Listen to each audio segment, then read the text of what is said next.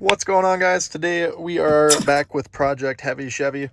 We're reinstalling this wireless charging pad from Boost Auto Parts. My truck is a 2003 1500 HD. This should work for any GM that has this center console. But I'll link it down in the video description below if you want to buy one. And it lists all the fitment and everything on their website. So it comes with the charging pad itself, the harness, and mounting screws. So we're gonna go ahead and get this all unpackaged real quick and we can go ahead and start assembly. So the first step is gonna be to pop this piece off right here. I'm just gonna use a small flathead pocket screwdriver. Just get underneath it, pull that up.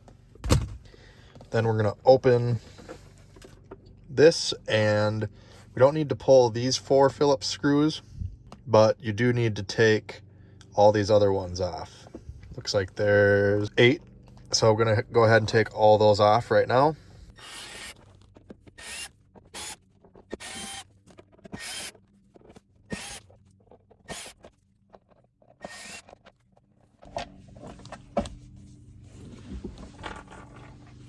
Okay, now we should be able to separate the top shell here with all the screws removed.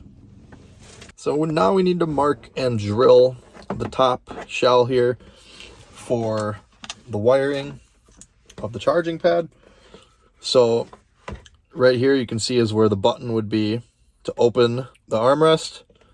That's going to be right here. That means that this is the part that would be facing the front of the truck.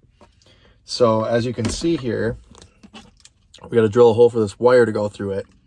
And the harness can bend a little bit, but there is this tape here. So I want the hole to be kind of right here where my thumb is, right where the tape ends, where it can bend a little easier.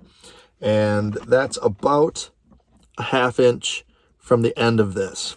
So I'm going to measure center on here, mark it, and then come down about a 1/2 inch or so and drill my hole. I'm going to use a 3/8 drill bit for the hole. About 5.5 inches wide from where it's completely flat to completely flat. If you go all the way into the rounded edges, it's a little bit more, but I'm going to go with 5.5. So 2 3/4 is going to be the halfway point then. And I'm just going to mark at 2 3/4. And then, like I said, about a 1/2 inch down from the top.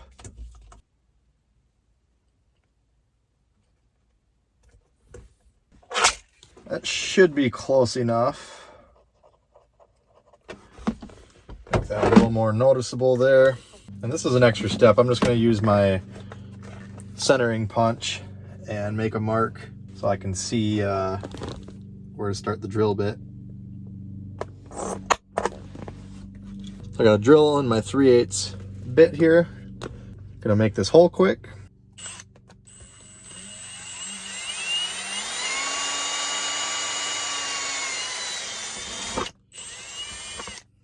Now we'll take our charging pad, make sure that you have the right side up, take your wiring connector here, feed it through the hole.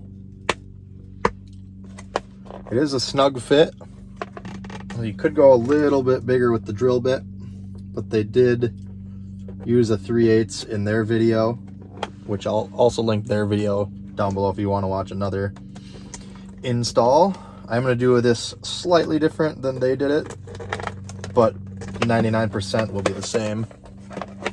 So feed the wire through and then firmly push the charging pad all the way down. Once you've verified that the fitment is good and you don't need to re-drill your hole or make the hole bigger, you can go ahead and take the rubber portion of the charging pad off, which it should just pull. There's these little kind of rubber fingers that keep it attached. 4 of them, 1 in each corner. Set that off to the side for now, and you can see the actual wireless charging pad itself here. So we're gonna get this back into position, and then you're gonna take the 4 supplied Phillips head screws and thread them in these 4 positions here. Make sure you don't over tighten them. They're just gonna basically self tap into this plastic here. So you don't want to strip them out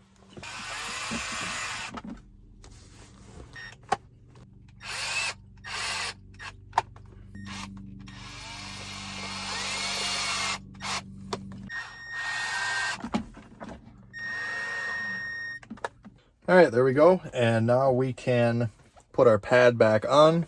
Again, just held on by these 4 little rubber tabs. Make sure you can see the button down here. Make sure you put the mat on so that the holes down here to get to the button are on the same end. Just like this. And you'll just push where each rubber tab is.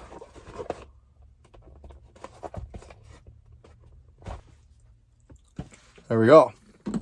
I actually like how this looks too. It's a nicer, kind of like a softer rubber as opposed to the old kind of hard plastic one that the truck had stock. If you set your phone on that, it would just kind of slide all over the place. So I like this better. All right, next step. You don't need to remove these 4 screws at all, but we do need to take this pad out the bottom, and there is just like a little tab here to help you grab it. 4 Phillips head screws there need to come out, and then 1, 2, 3 right there, 1 there, 1 there. Don't believe there's one under here. Nope. So we're gonna take those out now.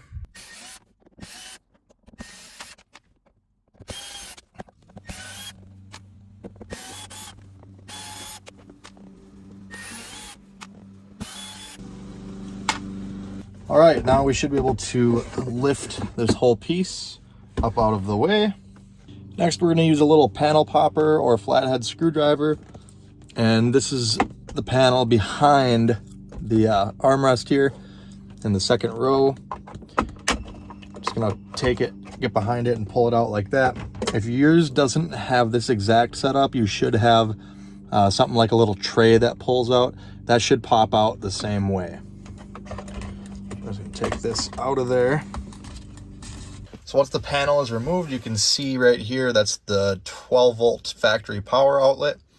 On this side, it could be different on your vehicle, but on this side, there's a black plastic tab on the connector that has to get depressed and then disconnected. I'll show you a little bit better once I get it unhooked here. So it was plugged in just like this essentially, and I had to push in like that and push towards the front of the truck at the same time to get it pulled out of the outlet right there. So now we're going to take the Boost Auto Parts supplied harness here, which should have a 3-amp fuse in it. I'm going to take this round end and we're going to take our factory connector here, and it's going to plug into this. You can kind of see the shape of the connector and which way it has to go. Make sure you hear this retainer click in. Give it a little test pull there. And then this is going to plug into the 12-volt outlet. And if you remember on mine, the little tab has to be on that side. So plug that in. And again, make sure you hear it or feel it click into place. Now, if you want, you can secure this a little bit, but you don't want to zip tie everything super tight. You do want to have a little bit of slack because the harness does need to move. So definitely leave yourself some room. I would wait until everything's put back together before you zip tie anything. But for now, I'm just going to throw this in there.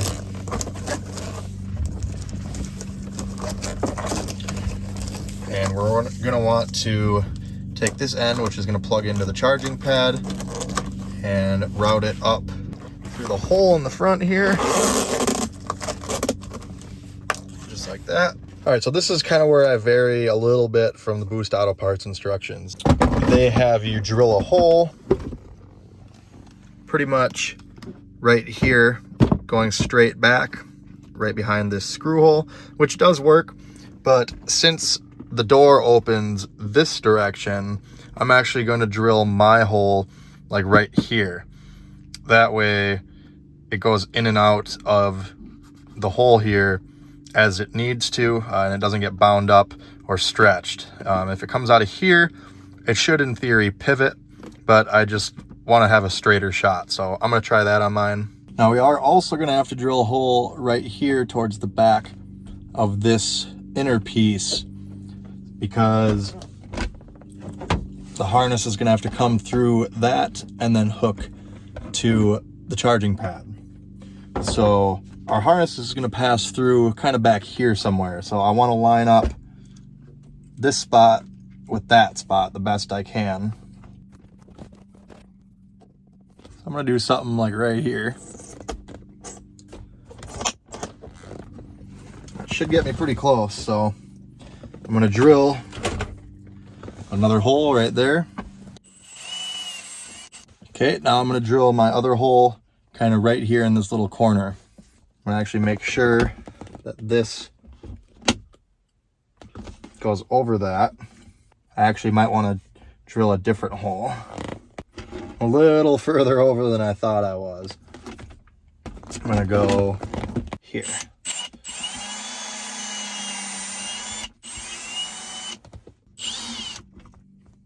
All right, now with it latched, now that the second hole is in the correct location for me, I'm going to drill straight down.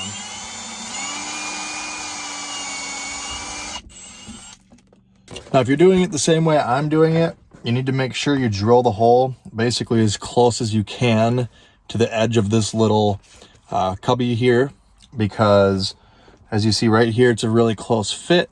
I actually notched it just a tiny bit there with my drill bit, and then egged out this hole a little bit more. So put that up through here, and then put this through there.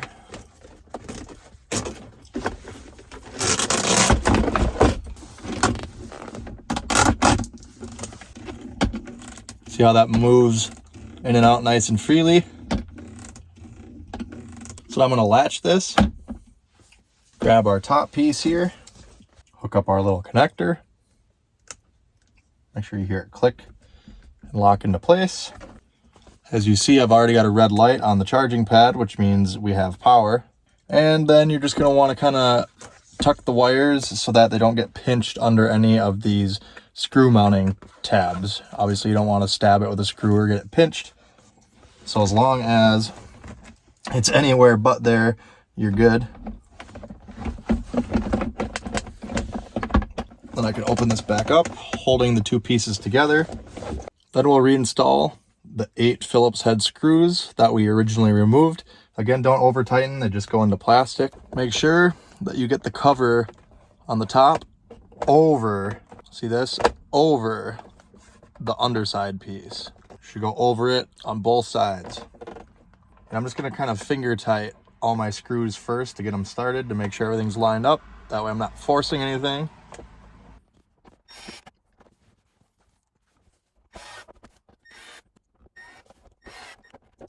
Okay, now I'm going to finish tightening these screws down. I'm going to start with the middle ones and work my way towards the front, and then from the middle towards the back. Kind of let everything center itself.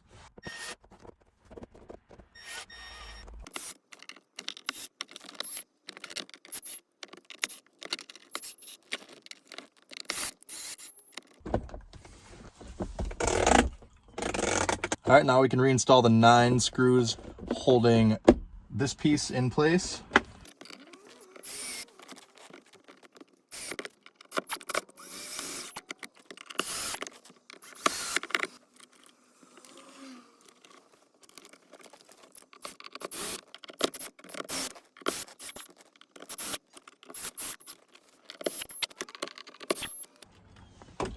All right, there we go. Now, you can hear mine makes quite a bit of noise. You got to be okay with that. If you're going to do it my way, it's because of the loom going in and out.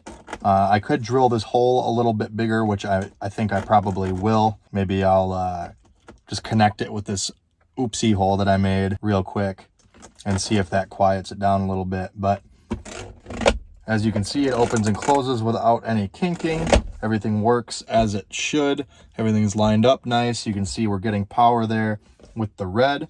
You can actually hold down this center power button and it will power off the pad completely.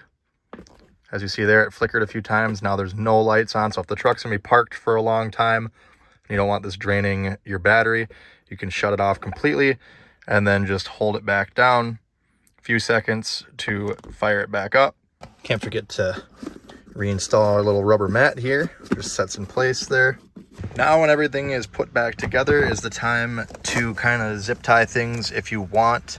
But, you know, as long as I don't hear any weird noises happening back here, I'm not really concerned with anything chafing. It's all kind of squared away pretty good. It's a nice little area. So I'm going to leave mine for now, but if you wanted to zip tie some stuff together, you could do that. Just make sure, like I said, you leave yourself a little bit of slack for when this opens up. So now to reinstall this, you're just going to get it lined up and make sure that you put it in nice and straight. As you see there, I tried to put the bottom in and then the top and it got stuck. So you got to have it like nice and straight. And then probably heard those two little clicks real faintly. That's it. That's all that holds it in. All right, there I just kind of used a knife to cut and connect those two holes that I had drilled, so it's more of a slot, a little bit of an oval shape, and it still makes the noise, but it's a lot quieter.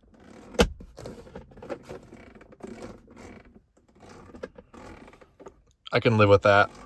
So now let's test the wireless charging ability. I'm going to put it, okay, we got red blinking light. I'm going to take it off the pad, set it back down, and there we go, it is working. Blue light is on, which indicates it's charging, and you can see the little charging icon right there. Take it off there and you see the blue light goes away back to red. So the solid red light means that the charger is on, there's power going to it, but there's nothing on the charger. Position the phone. Phone illuminates, shows that it is charging, and a blue solid light is on, indicating the phone is charging. If the blue light was flashing, that means that there's power to the charger, but there's a bad connection with the phone. Maybe something's between your phone and the charging mat. Maybe your phone case is too thick, but mine is working, as you can see here. Switch back to red. I did have a flashing red. Yeah, there you go. Not sure what that means exactly. Maybe just like poor positioning, because I notice if I have it too far forward, yep, that's when it starts doing it. It likes to have it, you can see kind of where they want the phone. You can kind of get an idea of the general area that you got to place it in by kind of just moving your phone around. See there, it went red. So there we have it. It's pretty particular about where it is, but it should hold itself in place fairly well if you're just like going down the interstate or something like that. Obviously, if you're on a really bumpy road or gravel road, it might kind of vibrate all over the place. But for the majority of the time, this is going to come in really handy because I've got my little Bluetooth right here that I play my satellite radio through. And now that I have the wireless charger, I don't have to have any cables over here cluttering and getting tangled and everything. I can just have my music playing on Bluetooth and wireless charging going on while the phone is simply sitting there. So I'm pretty happy with this. Like I said, I'll link it down below. I think it was about $135 US at the time of making this. That's that little upgrade there, guys. All right, so I just took it on about a 5-mile drive to my storage unit here with my phone charging the whole time. And there was 2 times, once where I came up to a stoplight too hard, and once where I made a right-hand turn too sharp where it slid the phone enough to where it quit charging. So I did have to pick it up and set it back in the sweet spot. But in that 5-mile drive, it did charge the phone 5%. So that's actually pretty good in my opinion. But yeah, if you're having problems with it sliding around, you'll want to, kind of get a known good area where the phone wants to set. And then you'll have to come up with some sort of solution to make it a little stickier or, put something here to secure it. But I'm just going to let it run the way it is. Like I said, it's going to be mainly just for highway cruising where I'm not going to be doing anything too aggressive. So that is going to do it for the install, guys. Any questions, comment down below. If this video helped you out, make sure you hit that like button. Check out my other videos and check out my socials. Subscribe for more videos like this. And as always, guys, thanks for watching. Have a great day.